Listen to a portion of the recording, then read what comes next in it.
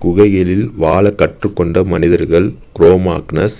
இவர்கள் பிரான்சில் உள்ள லாஸ்காஸ் என்னுமிடத்தில் உள்ள குகைகளில் வாழ்ந்ததற்கான தொல்லியல் சான்றுகள் கிடைத்துள்ளன. இவர்களிடம் இறந்தவர்களை புதைக்கும் பழக்கம் இருந்தது.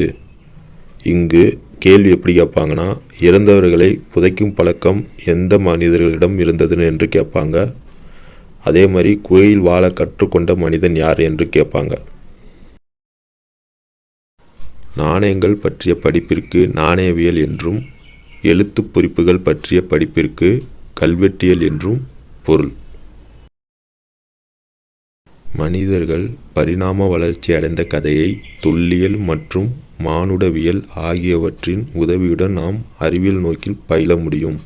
இங்கு தொல்லியல் மற்றும் மானுடவியல் உதவியுடன் மனிதர்களின் பரிணாம வளர்ச்சியை நாம் அறிந்து கொள்ள முடியும்.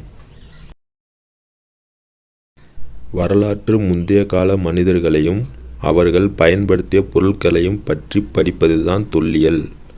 இங்கு தொல்லியல் ஆய்வுக்கு முக்கிய ஆதாரமாக அகழ்வாராய்ச்சி பொருட்கள் உதவுகின்றன.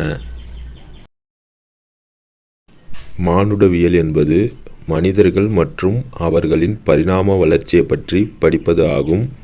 இங்கு மானுடவியல் எனும் சொல் 2 கிரேக்க வார்த்தையிலிருந்து பெறப்பட்டது.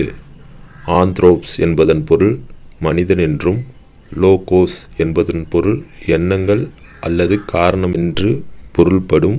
மானுடவியல் ஆய்வாளர்கள் மனித குலத்தின் வளர்ச்சியையும் நடத்தையையும் ஆராய்ந்து மனிதனின் கலாச்சார மற்றும் சமூக நிகழ்வுகள் பற்றி முழு விளக்கங்களையும் அடைவதற்கு முயல்கின்றனர்.